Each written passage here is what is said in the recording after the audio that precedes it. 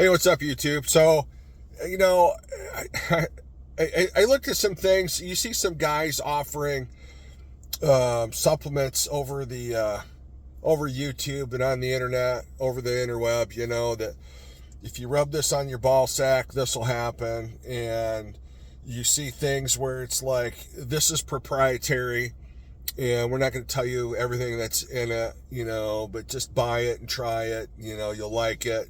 You'll see this huge growth, and it's all BS.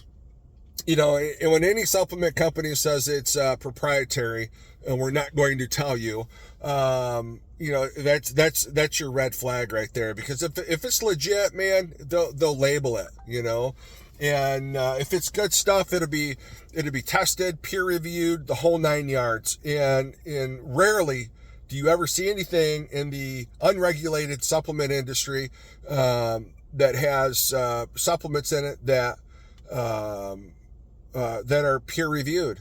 And then when you look at the peer review, you got to look at who's doing the review. Is it the company who's pushing the supplement? And because if they're paying for it, then the company doing the review is going to be supportive of that supplement.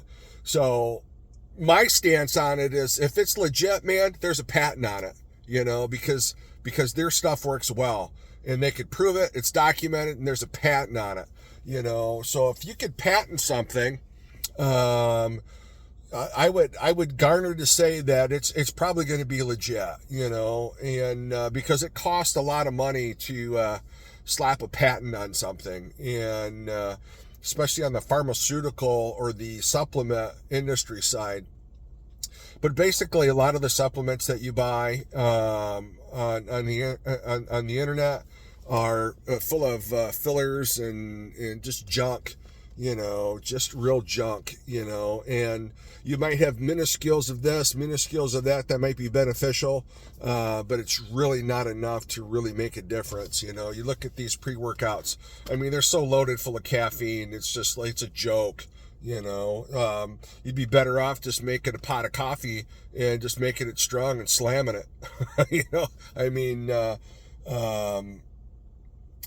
There was a guy I used to watch, and I think he's still on. There was No Plates, No Dates, and he used to do some pretty good supplement reviews, and I really like the guy. I'm not sure what happened to him, but he's just I just don't see him much on YouTube. So maybe he doesn't pop up for me. So, but there's More Plates, More Dates. And I can't remember the guy's name. Doggone it, really escapes me. But I liked his stuff because, he would really look at some of the supplements out there and really dig into it. There's Greg Doucette. I think he's out of Canada. I think he's a retired bodybuilder. He's got his own supplement line, but, who doesn't have their own supplement line? It's Ronnie Coleman's got his, Jay Cutler's got his, Bumstead's got his, and when you really look at it, a lot of the stuff is made by the same company, same manufacturer. It comes out of the same plant, but they may add their own little spin to it, their own little proprietary blend, and some of it's good. Some of it has great, it tastes good, mixes well. And some of it's just junk. And, it's just, you're buying a name, and it's just bullshit. It's just junky stuff, diet and exercise and sleep are so important.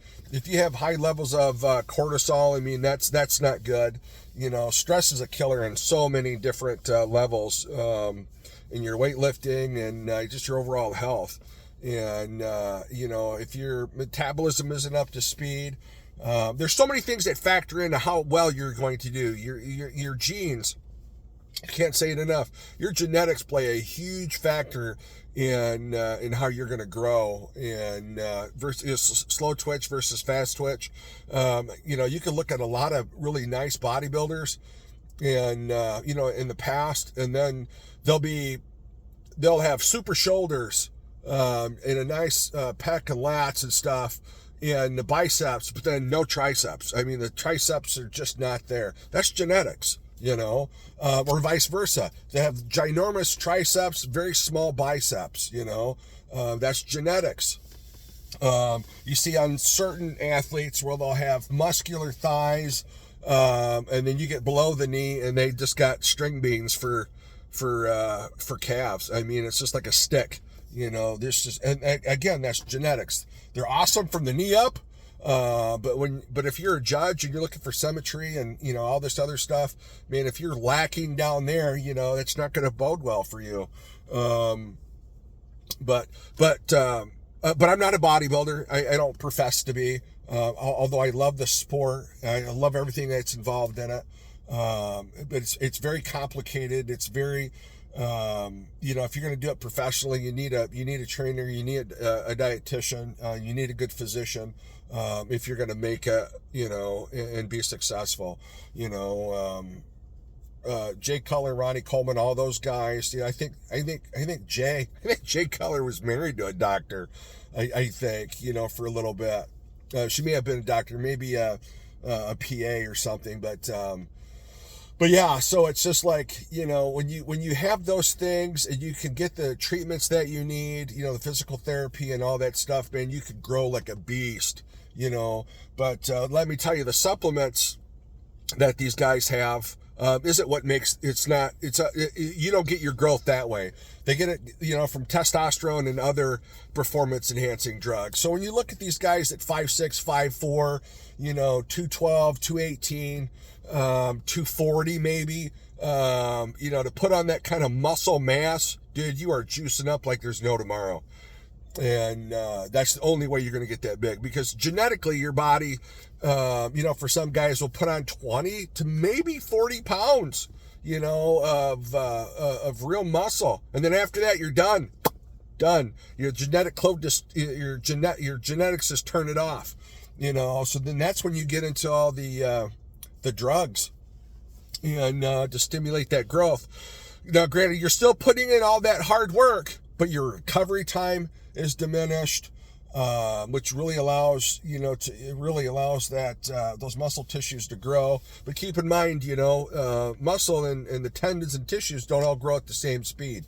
And so, man, you're so careful, when you're a professional bodybuilder, man, because you're just one freaking mistake away from changing the shape of a noticeable muscle tissue that could kill your career, not to mention your heart, your liver, and your kidneys, taking those huge amounts. And so when you look at some of these athletes, that's great, but theoretically, they've got a 10-year window, man, where they could really excel. And then after that, it's it. Their bodies are just done. And, you see it in powerlifting and in strongman. You got 10 years, depending on what age you start, where you just excel, you just explode. And then after that, your body's just done. It's just damaged. Supplements can only go so far. And stem cell therapy, you see a lot of guys doing stem cell therapy. That's great. But, once you hit your peak, you're done. And I don't care what anybody tells you. You look at guys like Michael Hearn, him and I are the same age. I think I might be a little older. But Mike gets up there and he talks about, no, I don't do PEDs. I'm natural. It's such full of shit. It's like I've been lifting since the 7th grade, and like I said, I'm not a bodybuilder. I'm not a professional, nothing when it comes to lifting weights. I lift weights because I like to push iron. I like to push steel. It makes me feel good. I compete against myself, and so I've been tracking my stuff for years. Some of it I actually lost from the numerous times that we've had to move in my career. And but my boys lift. I have a daughter that lifts occasionally. My son-in-law's left, and soon I'm hoping that my grandson will follow along, and it's good for you. I can't encourage you enough to lift, but do your due diligence. You know, these PEDs and stuff will just destroy you. There's other things that you could do, and just watch the supplements that you take. There's a gentleman that I like, Dr. Berg. He talks about supplements. He talks about, you know, supplements you should take, and you know, on a daily basis. I think he even gets into like bodybuilding or weightlifting. You know, there's only certain things that you can get from eating naturally. And what I mean by that is I had once read a report, for example, vitamin A. You could eat two, I can't remember, you could eat two, was it, I can't think of the fruit now. Was it pears? I think it's 2 pears. I'm sure somebody will correct me. 2 pears. So you could eat, you know, years and years ago, decades ago, you could eat 2 pears and get the vitamins that you needed for what, you know, for the day for one human being. And today it's like you'd have to eat 25 of them. So when you look at stuff grown in the same farmland for you know, for generations, the soil is so depleted. You know, farmers have to add all kinds of chemicals to the soil in order to grow the food that they're trying to produce out of there. And so you're getting all this chemical concoction absorbed into your food. You're getting it, and the quality of the food is not as good by any stretch of the imagination, because the volume that you'd have to consume is just, it's too much. So it's something to consider. So then we go back into supplements. So we start looking at supplements. I think Ronnie Coleman talked about, and you guys could Google this, and I may be wrong, but I remember watching an interview with Ronnie Coleman talking about the amount of protein that he ate was like 600 grams per day, and that is his vegetables came in supplements. He didn't eat carrots and leafy greens. You know, I'm sure he did to some degree. He would have had to done something, but I believe the vast majority of it came through supplementation. So again, it's finding the right supplements that meet your needs, doing your research, and you know, and really being proactive with your body, and then you could really excel. But I would totally stay away from, if you don't need to be on testosterone, stay away from it, you know, and as long as you can, you know, naturally. But if for whatever reason that your body just, you know, because of age or whatever, just starts cutting back, and you're in your 50s and you're below 300 nanograms per deciliter, you should find out, you know, go see your doctor, find out what's going on, because, you know, it really shouldn't be that low. And it's going to get low as you get older. I mean, there's no two ways about it. But you don't need to suffer, you know, through muscle loss, bone loss, a whole host of things that take place because your testosterone's dropped off. But again, that means, you know, being proactive with your doctor, getting your blood work done, maintaining your levels, and taking ownership of your body. You know, your doctor's there to help you, but at the end of the day, you know, you have a bigger say in what goes on in your health, you know. So you can always listen to your doctor. You don't like the advice your doctor's giving, or you think he or she is leading you in the wrong direction, get a second opinion. You know, you are your biggest advocate. You have to really champion your own well-being. Doctors are making educated guesses based on the number of patients they've seen, the reports they've read, the studies they've read, so on and so forth. But, you know, you have to take charge of your health and your well-being, and listen to your body. Man, there's days where it's just like, I'm just killing it on the bench, and I'm just killing it, you know. Then there's days where it's just like, you know what, man, I'm not feeling it today, and I'm just going to just do some light weights and do a crap ton of reps, because that's what I like, because that's what feels good for me. And I'm just going to work on just getting pardon my language, a good hell of a pump. And then I may take a break for 3 days, and not do nothing, you know. So, you know, when you take a look at like how I lift, as often as I lift, you know, I'm not a big squatter anymore, you know. You know, my biggest thing is rack pull. If I'm going to pull from the floor, I get as close to the floor as I can, where it's comfortable for me. And so, i.e. the rack pull, so I'm about 3 or 4 inches below my kneecap, and that's what feels good for me. Squats, I just don't like the movement of doing a squat, so I've got, 350, 400 pounds on my shoulders, and, it's just the squat, it's just not a comfortable movement. It's not that I can't do it or don't want to do it. I just don't enjoy it, there are machines out there, and I don't go to a gym. So if I'm going to squat, I'll probably keep it, under 340, and I'll just rep it out. I rep out 225 to failure. I might do 10 sets, take it up to 315, and then I'll just, I'll do 6 sets to failure, and then I'm usually pretty well. That usually feels pretty good for me. But nowhere in all that stuff you hear guys talk about, well, man, you do some lower extremity work, and you'll start producing some testosterone. That's such bullshit,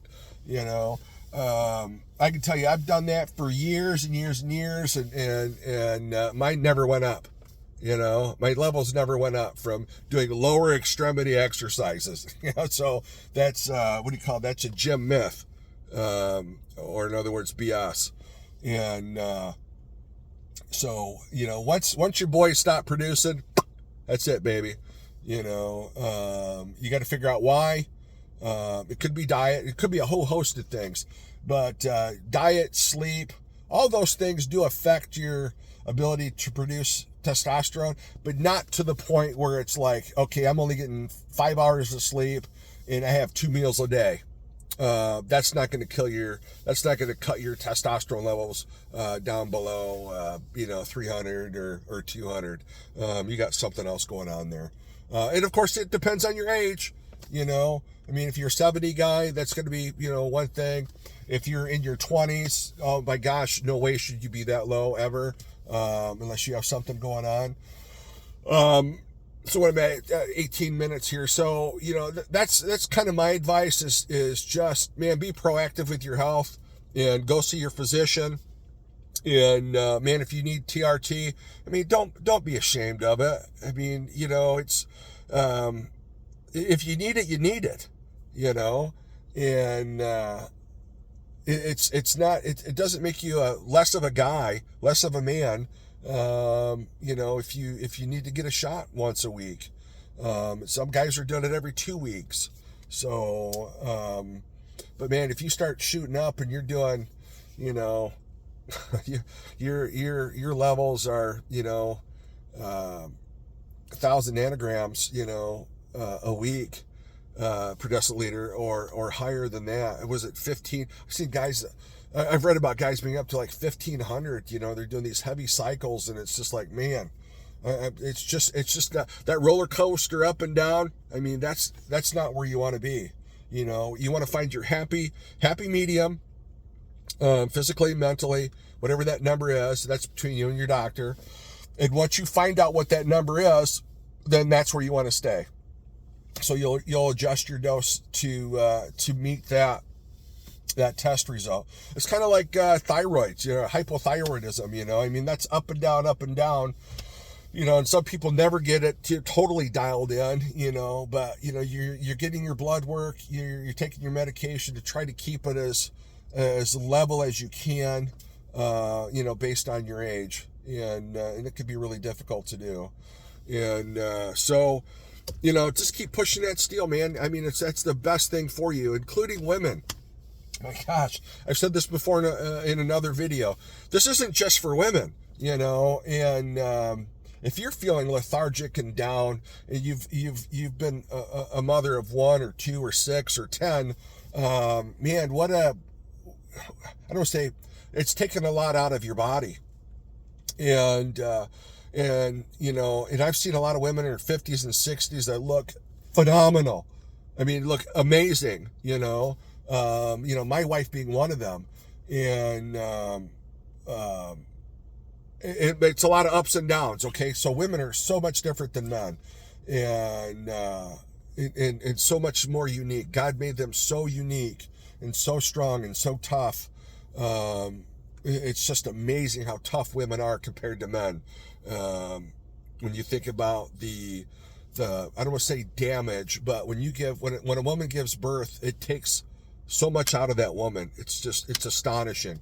And a lot of the damage guys they do to themselves because they make stupid mistakes, do stupid, pardon my language, stupid shit.